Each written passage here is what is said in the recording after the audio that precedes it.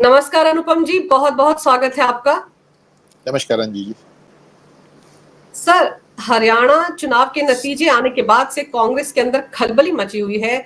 मामला चुनाव आयोग तक पहुंच गया है और बार बार ये कहा जा रहा है कि जम्मू कश्मीर में तो संविधान की जीत हुई है, लोकतंत्र की जीत हुई है, लेकिन हरियाणा में उल्टी बात कही जा रही है कांग्रेस के नेताओं की तरफ से। देखिए, ऐसा कोई चुनाव आज तक ऐसा एक भी चुनाव नहीं मिला जिसमें हारने के बाद कांग्रेस ने कहा था कि जनता की राय सर माथे, हम जनता का जनादेश स्वीकार करते हैं। इंडिया शाइनिंग का नारा लेके अटल बिहारी चुनाव लड़े थे। माना जा रहा था अटल बिहारी चुनाव जीत रहे हैं। उसके बाद अटल बिहारी 2004 में हार जाते हैं। और इस बात का उदाहरण मैंने उस जमाने में बड़े बड़े इंटरनेशनल पब्लिकेशंस में देखा कि साहब क्या डेमोक्रेसी है। अटल बिहारी ने 1 मिनट में कहा कि जनादेश सर माथे, मैं इस्तीफा दे रहा हूं, बात खत्म। एक भी चुनाव आप और 2014 का जो चुनाव हुआ, जो खुद कांग्रेस पार्टी ने कराया, 2014 का चुनाव खुद कांग्रेस पार्टी ने कराया। चुनाव आयोग आपका, सरकार आपकी, उसके बाद आप हार गए तो आप रोने लगे। तो सवाल यह है कि एक चुनाव तो ढूंढ के लाएं जिसको आपने हारने के बाद लोकतंत्र की हत्या ना बताई हो। अच्छा, इसका कारण भी है जी, आप देखें, इसको हल्के में ना लिया जाए, इसको मजाकिया लहजे में ना लिया जाए, लेकिन हकीकत देखें आप क्या है कि 55, मतलब कोई 55 बता रहा है, कोई 65, कोई 70 बता रहा है कि इतने चुनाव राहुल गांधी हार गए। तो साहब करें क्या?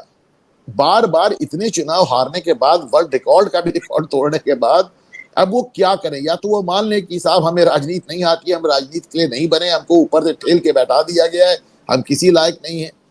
या तो वो ये मान ले, और या फिर वो बार बार ईवीएम को दोषी ठहराए। उनके पास चारा क्या बचा है भाई? और कोई बहाना तो बचा ही नहीं ना। वो रोटी जल गई तो पहले आपने कहा साहब गैस तेज थी, चूल्हा खराब था, आटा खराब था, पानी कम था, पानी ज्यादा था, दुनिया के बहाने आपने बना लिए। लेकिन जब सारे बहाने पूरे हो गए तो अब फारसी समझ में आया कि रसोईया बदलो। तो अब रसोईया बदलने के लिए तैयार नहीं है साहब। तो झक मार के उनके पास इसके अलावा विकल्प क्या है? आप सोचिए अंजू जी। पर सर, आप ये देखिए कि नतीजे आने के बाद से सन्नाटा सा था। कहीं राहुल गांधी सोशल मीडिया पर कहीं नहीं थे। 24 घंटे के बाद जब वो सोशल मीडिया पर लिखते हैं तब वो जम्मू कश्मीर की जीत को तो संविधान की जीत बताते हैं, लेकिन हरियाणा के लिए कहते हैं कि बहुत शिकायतें आ रही हैं और हम चुनाव आयोग जा रहे हैं, वहां से हम वहां पर उन्हें चिट्ठी लिखी है। तो आप सोचिए कि मतलब इतनी मंथन के बाद राहुल गांधी को लगा कि हरियाणा में बड़ा खेल हो गया। उनको शायद एग्जिट पोल पर ही भरोसा हो गया होगा, या लग रहा होगा एग्जिट पोल ही नतीजे होते हैं। देखे, कायदे से तो उनको जम्मू कश्मीर की जीत को भी लोकतंत्र की हत्या बतानी चाहिए, क्योंकि जहां पे उमर अब्दुल्ला की पार्टी का जो सक्सेस रेट है कि जितनी सीट लड़ी और जितनी सीट जीती वो 80%, 80%, वहीं राहुल गांधी का जो असफलता रेट है, फेलियर रेट है, वो 80% है। मतलब जितनी सीट हो रहे हैं, 6 सीट जीते हैं, यानी 80% सीटें तो वो जम्मू कश्मीर में भी हार गए। अब भाई, अब आप उमर अब्दुल्ला की जीत को अगर लोकतंत्र की जीत बता रहे हो तो मैं नहीं जानता। आपको याद है जब ये बंगाल में चुनाव हारे और 0 पे चले गए तो साहब उसको सेलिब्रेट कर रहे थे कि भाजपा हार गई। तो जो बंगाल के नेता थे वो कह रहे थे किस बात की खुशी है भाई, हम लोकसभा में भी 0, हम विधानसभा में भी 0, हमारा नामो निशान यहाँ से मिट गया और हमारा नेता भांगड़ा कर रहा है कि साहब भाजपा हार गई, भाजपा हार गई। तो बड़ी विचित्र सी बात है साहब। तो राहुल गांधी इनके, अच्छा, राहुल गांधी सोशल मीडिया पे, आपने कहा उन्होंने बयान दिया, सोशल मीडिया पे इसलिए बयान दिया कि जब यहाँ पे मतगणना हो रही थी राहुल और प्रियंका छुट्टी मनाने के लिए विदेश चले गए थे। उनको मालूम थी कि मतगणना कुछ भी हो, नतीजा कुछ भी आए, गांधी परिवार के नेतृत्व में कोई सवाल उठाने के लिए बना नहीं है। उनको मालूम था कि अगर वो जीत गए, अच्छा, सुबेरे जिस समय पोस्टल बैलेट खोल रहे थे, जब लग रहा था कि कांग्रेस 65 सीट जीत रही है, तो हुड्डा का बयान भी आ गया कि साहब ये तो सोनिया जी की जीत है, ये तो राहुल जी की जीत है, ये तो प्रियंका जी की जीत है, और हार हो रही है तो हुड्डा के सर पे जा रही है। उनको मालूम है कि जीत का श्रेय उनको मिलना है, हार का जो ठीकरा है वो क्षेत्रीय छत्र पे फूटना है। उन्हें मालूम है कि उनके नेतृत्व को कभी कोई चुनौती नहीं आएगी, इसलिए वो साल में 65 बार चले जाते हैं विदेश। ये आरटीआई बताती है 65 महीने में 5 बार विदेश। महीने में कोई आदमी 5 बार विदेश जाता क्यों, पहले उससे ये पूछा जाए। और वो बैठ के जो बयान दे रहे हैं दुनिया के किस कोने से दे रहे हैं और वहां क्या करने गए, पहले उनसे ये पूछा जाए। तो बंदा यहां तक नहीं है। तो मतलब वो उनको मतगणना से पहले तो जब पार्लियामेंट शुरू होती तो गायब हो जाते थे। 15% इनकी पार्लियामेंट्री अटेंडेंस थी, 15% इनकी पार्लियामेंट में अटेंडेंस थी, क्योंकि पार्लियामेंट शुरू हुई और राहुल गांधी विदेश, हट से कोई चुनाव खत्म हुआ राहुल गांधी विदेश। ये तो अभी लोग वो जब तक वो बन गए हैं नेता विपक्ष, तो उनको रुकना पड़ता है भारत। मजबूरी। हाँ, इसीलिए उन्होंने नेता विपक्ष बनने से पहले बहुत सोचा समझा, बड़ा मुश्किल हुई, इसके बाद वो आए। तो साहब, राहुल गांधी राजनीति में बने नहीं है, आप भी जान रहे हैं, आप उनको थोपा गया है। और मतलब मुझे लगता है कि ये देश सोनिया गांधी की महत्वाकांक्षा का शिकार हो गई है, जहां सोनिया गांधी को लग रहा है कि साहब अब तो ये केन प्रकार में, अच्छा दिमाग में ये भी है साहब, ये भी है कि कब तक चलेंगे मोदी, कब तक चलेगी भाजपा, कभी तो हमारा नंबर आएगा। ये भी है साहब, हम 99 तक पहुंच गए तो एक दिन 100 पहुंच जाएंगे, 200 पहुंच जाएंगे। वैसे भी 140 सीट पे सरकार बना लेते हैं, 140 सीट पे सरकार बना लेते हो, 240 सीट को कहते हैं कि हार गया। तो ये तो इनका हाल है। तो मेरा कहने का तात्पर्य सिर्फ इतना है कि राहुल गांधी क्या कह रहे हो, क्या आप देखिए किस तरह की बातें कर रहे हैं कि जिस ईवीएम में 90% बैटरी बची है वहां पे हम हार गए, जिस ईवीएम में 70% बैटरी बची है वहां हम जीत गए। यानी जो ईवीएम पूरी डिस्चार्ज हो जाती तो वहां पे स्वीप कर जाते। मतलब what type of foolish talk is that? मतलब इसका कोई सर पैर है? क्या बोल रहे हो यार, कुछ भी बोल रहे हो। हाँ, और योगेंद्र यादव जैसे जो स्वयंभू इंटेलेक्चुअल है वो आके बताते हैं देखिए ये बड़ी गंभीर बात है। उनका अपना मतलब वो जाके क्या बता रहे थे कि कांग्रेस में हरियाणा में कांग्रेस की हवा चल रही है या आंधी चल रही है या सुनामी चल रही है। तो हुआ उल्टा, किसी ने लिखा कि नहीं साहब कांग्रेस की हवा निकल रही है। तो मतलब किसी कोई जिसको जो मन में आ रहा है बोल रहा है। उमर अब्दुल्ला कल तक चुनाव लड़ रहे थे तो कह रहे थे कि 370 वापस ले आएंगे, ये जानते हुए कह रहे थे कि उनके हाथ में नहीं है। और आज उनका बयान, आज ही देखे बयान, कह रहे हैं कि हमें मालूम है 370 वापस लाना हमारे हाथ में नहीं है। अरे तुम्हारे हाथ में नहीं तो 1 महीने से बेवकूफ बना रहे थे जनता को तुम। और अब कह रहे हैं कि हम इतने बेवकूफ नहीं है कि हमको पता है कि हम 370 नहीं ला सकते, और जिन लोगों ने 370 को हटाया है वो उसको लाएंगे भी नहीं। तो अगर हम बार बार ये राग अलापेंगे तो लोगों को बेवकूफ थोड़ी बनाएंगे। तो 1 महीने से क्या बना रहे थे सर वो? वही तो, आप तो बिल्कुल बेवकूफ नहीं है, आपको तो मैं बेवकूफ मानता भी नहीं, लेकिन आप बेवकूफ बना रहे हैं 3 पुश्तों से कश्मीर की जनता को, इसमें कोई दो राय नहीं। सर, अब जो तस्वीर हरियाणा में उभरी है उसमें एक आम आदमी पार्टी ने एक नया एंगल जोड़ दिया, क्योंकि 3-4 जगह पर आम आदमी पार्टी के जो उम्मीदवार हैं उन्होंने कुछ इतनी सीटें, इतने वोट हासिल कर लिए जो कि बीजेपी और कांग्रेस के बीच में जो जीत का मार्जिन था उससे ज्यादा है। तो आम आदमी पार्टी इस वक्त बड़ी सवा शेर बनी हुई है। ये कह रही कि अगर हमारे साथ गठबंधन कर लेते तब देखते बीजेपी कतई सत्ता में नहीं आती, हमारी बदौलत कांग्रेस जीत जाती चुनाव। अब ये मतलब नैरेटिव सेट करने की कोशिश हो रही है आम आदमी पार्टी की तरफ से, जबकि उनकी सब जगहों पर जमानतें जब्त हो गई हैं, सिर्फ एक को छोड़ के। आम आदमी पार्टी ने कश्मीर में और हरियाणा में दोनों जगह नोटा से कम वोट पाया है, पहली बात। दूसरी बात, अंग्रेजी में कहावत है कि सफलता के कई बाप होते हैं, असफलता अनाथ होती है। आप देखें, इस बात सिर्फ आम आदमी पार्टी की नहीं है। आम आदमी पार्टी में केजरीवाल को मालूम है कि दिल्ली का ये चुनाव उन पे भारी पड़ने जा रहा है। उनको मालूम है कि दिल्ली के चुनाव वो जीतने की पोजीशन में नहीं है। हरियाणा में उन्होंने कहा था कि मेरी ईमानदारी के नाम पे वोट पड़ेगा, पड़ गया ना, उनकी ईमानदारी के नाम पे वोट। देखिए, हरियाणा उनका गृह प्रदेश है, लेकिन जैसे कहते हैं ना कि घर में तो लोग आपको पहचानते हैं ना, तो आपको नोटा से भी कम वोट मिलता है। बहरहाल, सबसे पहले कल पहला तीर आम आदमी पार्टी नहीं छोड़ा, क्योंकि उनको दिल्ली में इस बार चुनाव जीतने के लिए, अपने को बचाने के लिए कांग्रेस की मदद की जरूरत है। लेकिन वो ये भी नहीं चाहते कि कांग्रेस लौट आए, तो इसलिए उन्हें मदद भी अपनी शर्तों पे चाहिए। वो चाहते हैं समझौता अवश्य हो कांग्रेस से, लेकिन कांग्रेस जूनियर पार्टनर के रूप में बहुत दब के काम करे।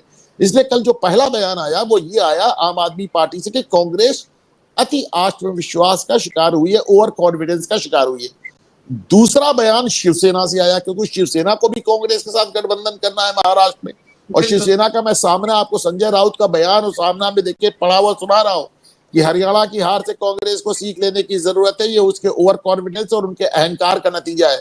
अहंकार कह रहे हैं। फिर ममता का बयान आया, ये कांग्रेस के अहंकार की हार है। और आज फाइनली अखिलेश यादव को आपने देखा, उन्होंने 10 में से 6 सीट जो उपचुनाव उत्तर प्रदेश में आ रहे हैं उसमें एक तरफा कैंडिडेट डिक्लेयर कर दिया। तो हकीकत ये है कि जीती भाजपा है, हारी कांग्रेस है, लेकिन पिटाई कर रहे हैं सब इंडी गठबंधन के लोग राहुल गांधी की।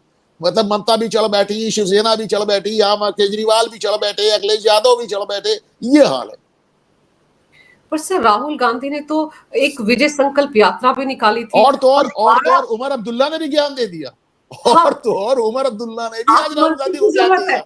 कह रहे आत्ममंथन की जरूरत है कांग्रेस को। सर वहां तो अगर जम्मू कश्मीर की बात करें, 6 जो लोग वहां पर कांग्रेस के जीते हैं वो सारे के सारे मुस्लिम ही तो हैं, और जम्मू रीजन में तो कुछ भी नहीं हुआ। आप सोचिए, चुनाव के बीच में उमर अब्दुल्ला ने क्या कहा था कि राहुल गांधी घाटी को छोड़ें, घाटी को हम संभाल लेंगे, जम्मू रीजन पर कॉन्सेंट्रेट करें, वहां फोकस करें। एक सीट रजौरी की एक सीट कांग्रेस को मिली है, वो भी मुस्लिम कैंडिडेट को मिली है, बाकी उनकी 5 सीट कश्मीर से आई है। राहुल गांधी का कोई कश्मीर नहीं। राहुल गांधी को आप समझिए कि अगर पार्टी कहीं जीतती है तो उसमें राहुल का कोई श्रेय नहीं है, पार्टी कहीं हारती है तो राहुल का उसमें कोई दोष नहीं है। राहुल गांधी इनसिग्निफिकेंट। हरियाणा मतलब हुड्डा था, कर्नाटक मतलब सिद्धारमैया और शिव कुमार था, तेलंगाना मतलब रेवंत रेड्डी था। राहुल गांधी की जितनी जगह जहां पे जो कुछ भी जीत भी नजर आती है, जो उनके क्षेत्रीय छत्रप है, उन्होंने राहुल गांधी को अगर शुद्ध भाषा में कहे तो ठेंगे पे रख दिया है। कमलनाथ ने मध्य प्रदेश में अपनी चलाई। हुड्डा को आप देख ले, राहुल गांधी और सोनिया गांधी कहते चले गए, लेकिन उन्होंने कुमारी शैलजा को टिकट ही तक नहीं दिया, एक टिकट नहीं दिलवा पाएगी। कश्मीर में आप देख लें किस तरह का, जम्मू में आप देख लें कहीं इनको पैर रखने की जगह नहीं मिली।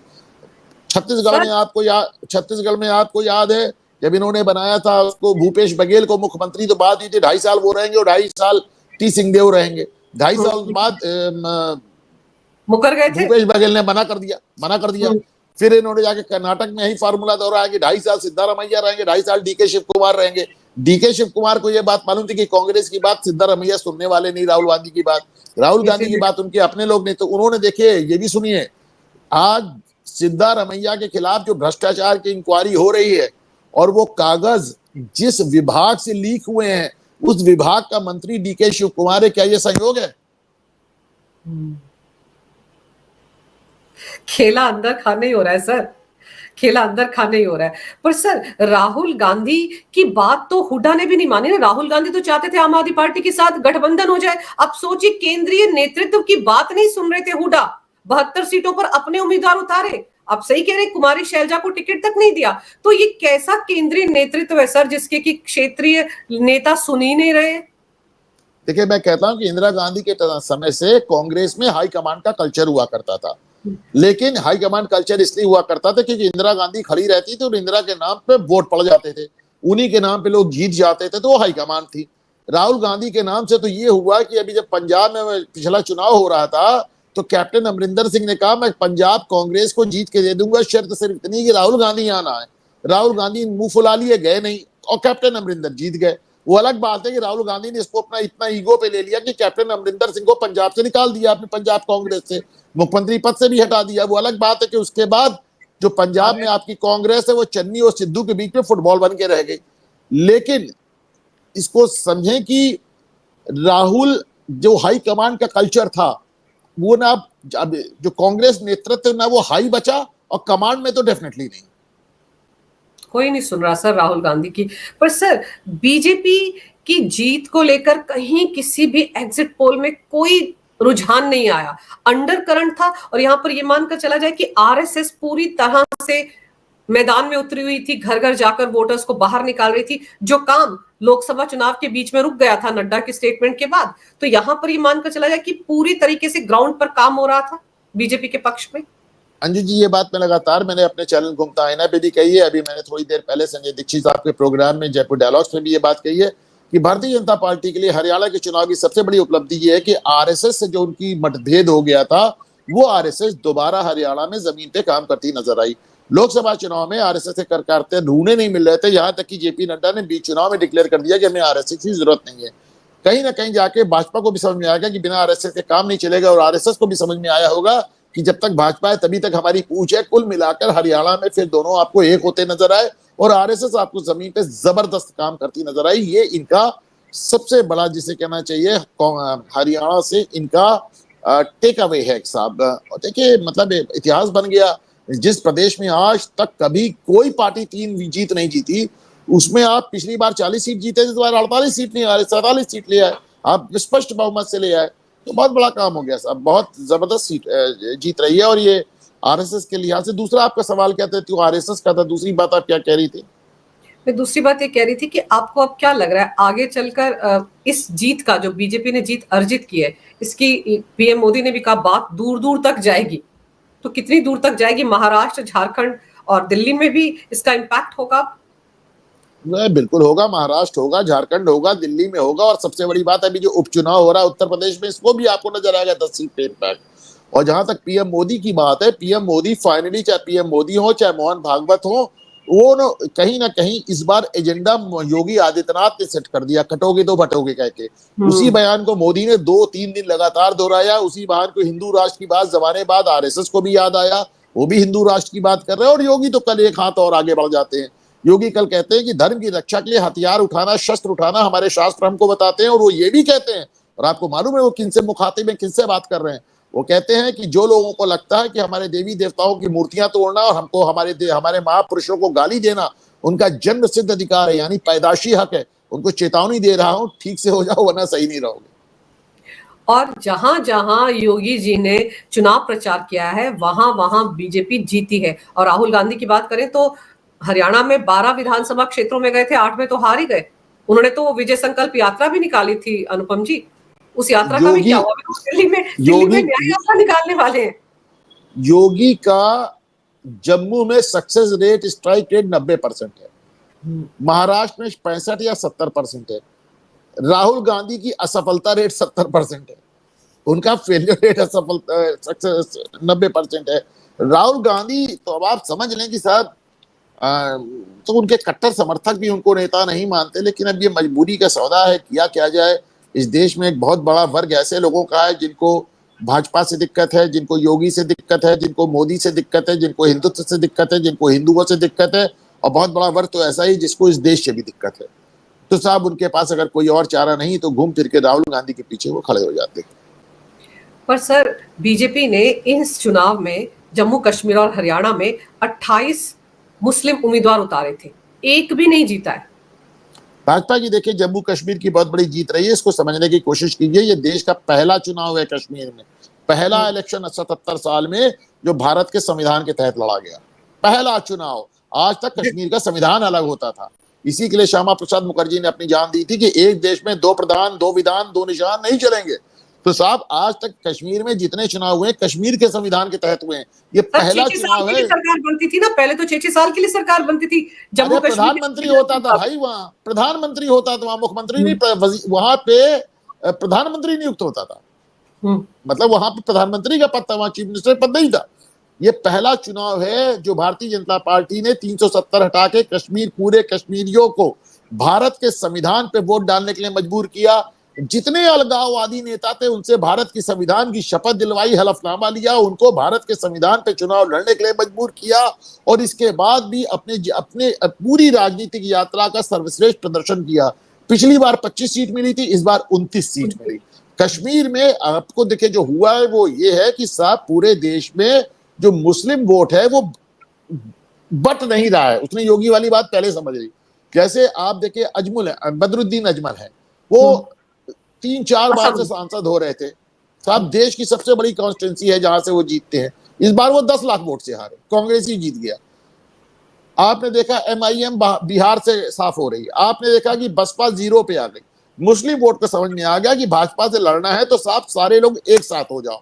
कश्मीर में उन्होंने हाँ तो कश्मीर में उन्होंने ये किया कि सब के सब एक हो गए। और देखिए इसी के चलते महबूबा मुफ्ती जो पिछली बार 28 सीट पाई थी वो 3 सीट पे रह गई। यहां तक कि उनकी अपनी लड़की इल्तिजा मुफ्ती भी चुनाव हार गई।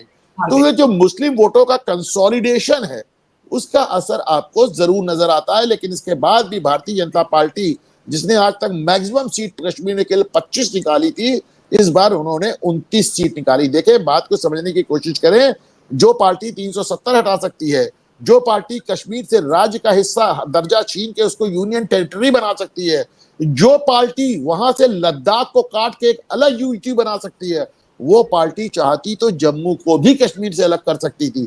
लेकिन भाजपा का एक ख्वाब है, एक लालच है कि साहब हमको कश्मीर में हिंदू मुख्यमंत्री देखना है, इसके चलते वो अभी भी जम्मू और कश्मीर को साथ लेके चलते हैं। हकीकत है जो डिलिमिटेशन है वहां एकदम फ्रॉड है। कश्मीर में कम से कम 55 से 60 सीटें होनी चाहिए जम्मू में, और कश्मीर में बहुत कम सीटें होनी चाहिए। हकीकत यह है कि आपको जम्मू को अलग स्टेट बनाए के अलावा बनाओ कोई भी चारा नहीं। बिल्कुल सर, लेकिन सुर कैसे बदले? अब तो पीएम मोदी की तारीफ कर रहे हैं उमर अब्दुल्ला कि हमें तो मिलकर काम करना है, हमें तो अपने लोगों की भलाई का काम करना है, और वो जम्मू को भी मैसेज दे रहे हैं कि उनके साथ कोई भेदभाव नहीं किया जाएगा। हमें हराने के लिए उन्होंने काम किया इंडिया गठबंधन को, इसका खामियाजा जम्मू के लोगों को नहीं भुगतना पड़ेगा। उमर अब्दुल्ला, अरे राहुल गांधी के पार्टी के रेवंत रेड्डी कह रहे हैं हमको प्रधानमंत्री से मिलकर काम करना है, हमें झगड़ा नहीं चाहिए। पर राहुल गांधी लोकसभा में विपक्ष के नेता हैं, आज तक उन्होंने नहीं कहा कि मुझे मोदी के साथ मिलकर काम करना है। वो उनकी मोहब्बत की दुकान अलग चल रही है, वो पता नहीं कहाँ कैसा क्या हुआ। आप इसको समझे, जितने मुख्यमंत्री सब कह रहे हैं, यहाँ तक कि अभी बांग्लादेश में कुछ प्रॉब्लम हुई, जब सत्ता पलट हुआ तो ममता बनर्जी जैसे नेता ने बयान दिया कि साहब ये एक अंतर्राष्ट्रीय मुद्दा है, इस पे जो भारत सरकार निर्णय लेगी हम उसी को फॉलो करेंगे। सिर्फ राहुल गांधी ऐसे हैं जो देश में और विदेश में हर जगह कहते हैं कि जो भारत सरकार कहेगी उसका उल्टा चलेंगे, जो भारत के हित में होगा उसके खिलाफ बोलेंगे। सर, राहुल गांधी की पार्टी की हार की जो भी वजह रही हो, लेकिन राहुल गांधी जिस तरीके की भाषा का इस्तेमाल पीएम मोदी के लिए कर रहे थे, आप देखिए उनके हर भाषण में ये होता था कि मैं तो पीएम मोदी की आंखों में आंखें डालकर देखता हूं संसद में, अब तो वो आंखें झुकाकर चलते हैं, बॉडी लैंग्वेज बदल गया है। ये सारी टीका टिप्पणियां भी तो उनको भारी पड़ी है ना, जब जब उन्होंने पीएम मोदी को टारगेट किया है, ऐसा ही नतीजा भुगतना पड़ा है कांग्रेस को। देखिए, वो बात को समझें, वो अभी तक वो दिमाग में घुसा हुआ है कि साहब जैसे कहते हैं मैं तो सत्ता के बीचों बीच पैदा हुआ था। इसका क्या मतलब, वही बता सकते हैं। मेरा कहने का तात्पर्य सिर्फ इतना है कि राहुल गांधी सत्ता को अपना जन्म सिद्ध अधिकार समझते हैं, और इसी के चलते पहले सोनिया गांधी ने शुरू किया मौत के सौदागर, फिर खून की दलाली, फिर नीच, फिर चाय वाला, फिर गद्दार, फिर चोर, चौकीदार चोर। वो सारी चीजें सिर्फ इसलिए निकल रही हैं कि गांधी परिवार के अंदर कहीं ना कहीं ये बात कूट कूट कर भरी है कि साहब हम तो 5 पुश्तों के बादशाह हैं, ये चाय वाला हमारे सामने क्यों आ गया। सर, ये जो भी आरोप चुनाव आयोग पर लगा रहे हैं, इसके चलते अब क्या होगा? चुनाव आयोग ने चिट्ठी लिखी है कि ये सब कुछ असंवैधानिक है, आप इस तरह से चुनाव आयोग पर सवाल नहीं खड़े कर सकते। बैठक के लिए भी कहा जा रहा है, लेकिन क्या मतलब है इन सब चीजों का? कोई मतलब नहीं है। आपने कहा चुनाव असंवैधानिक है, चुनाव आयोग ने कह दिया आपकी बात असंवैधानिक है, बात खत्म। मतलब आप सबसे बड़ी बात इसको समझे कि कांग्रेस के कहने से क्या होगा जब तुम्हारा एक भी गठबंधन दल तक इसको दोहराने के लिए तैयार नहीं है। शिवसेना कह रही है आपका अहंकार है, केजरीवाल कह रहे हैं आपका अहंकार है, ममता बनर्जी कह रही है आपका अहंकार है, और अखिलेश यादव तो खुल के कह रहे हैं कि साहब अगर हमको लड़ा दिया होता अहीरवाल बेल्ट में तो हमने तो साफ कर दिया होता, जहां से आप भाजपा ने इतनी सीट जीती। आपका अहंकार है। तो जितने आपके गठबंधन, इंडी गठबंधन के जितने साथी हैं राहुल गांधी को और कांग्रेस को अहंकारी कह रहे हैं। कोई आदमी उनकी ईवीएम थ्योरी को मानने को तैयार नहीं है। आज कल परसों 2-3 दिन के बाद राहुल गांधी और कांग्रेस भी इस थ्योरी को ड्रॉप कर देंगे। अब बड़ा सेट पैटर्न हो गया है, चुनाव के बाद 2-3 दिन ईवीएम की बात करी जाती है, फिर खुद भी भूल जाते हैं। उनको खुद भी हंसी आती हो गई ये कहने के लिए।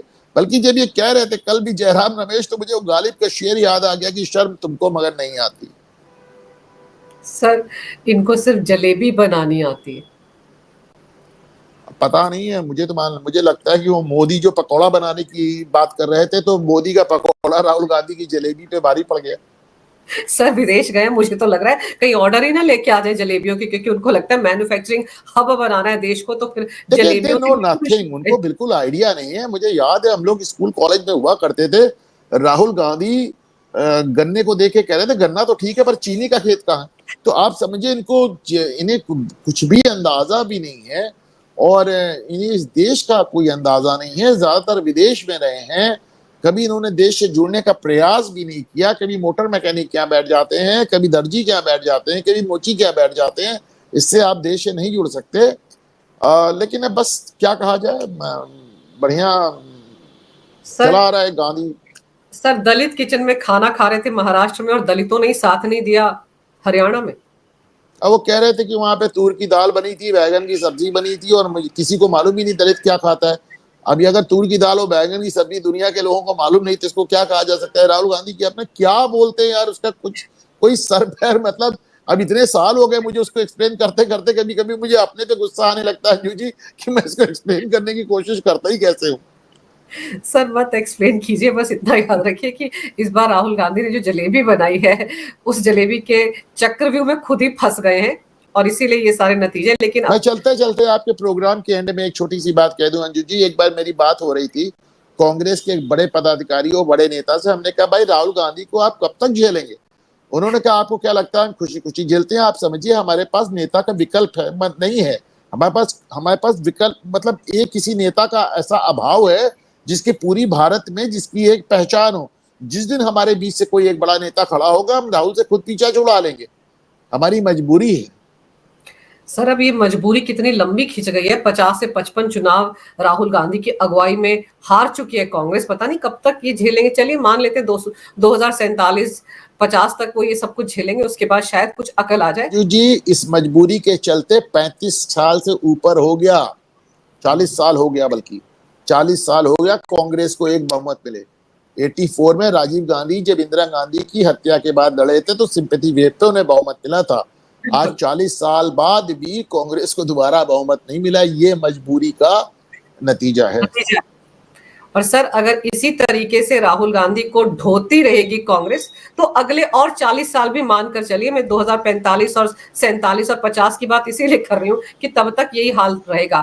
तो अगर कांग्रेस दुनिया में कोई दूसरा देश नहीं है जहां पे एक राजनीतिक पार्टी 40 साल तक बहुमत ना पाए, उसके बाद उसके अंदर से प्रधानमंत्री पे प्रधानमंत्री निकलते जाए। पहले नरसिम्हा राव हो गए, फिर 10 साल ये क्या नाम है मनमोहन सिंह हो गए, अब राहुल गांधी दावा कर। तो दुनिया में दूसरी ऐसी राजनीतिक पार्टी नहीं जो 40 साल बहुमत ना पाए, उसके बाद भी उसका प्रधानमंत्री पद पे दावा हो। फिर भी और उसके बाद भी सर उनके हाव भाव और बात करने का तौर तरीका आप देख लीजिए, किसी तुर्रम खान से कम नजर नहीं आता है। लेकिन सर फिर वही है ना कि कितने दिन तक ढोएंगे, ये मजबूरी कब तक चलेगी? कभी तो पार्टी के अंदर कुछ होगा। अब तो सुगुआट शुरू हो ही गई है। एक बार फिर सवाल उठ रहे हैं कि राहुल गांधी क्यों? मुझे तो लगता है कहीं वो मल्लिकार्जुन खड़गे के सिर पे ना ठीकरा फूट जाए इस हार का। देखिए राहुल गांधी क्यों, हर बार सवाल उठता है, हर बार सवाल उठता है, लेकिन उसका चूंकि जवाब नहीं आता इसलिए राहुल गांधी कंटिन्यू कर जाते हैं। और कोई जवाब आते अभी भी मैं नहीं देख रहा हूं। चलिए सर अभी तो विदेश में है, छुट्टियां करके वापस आएंगे तब देखते हैं क्या बोलते हैं। लेकिन कम से कम अब वो ये नहीं बोल पाएंगे कि पीएम मोदी की बॉडी लैंग्वेज बदल गई है, मैं उनकी आंखों में आंखें डालकर देख रहा हूं, अब 56 इंच का सीना नहीं रहा। नहीं, बोलेंगे तो आप क्या कर लेंगी?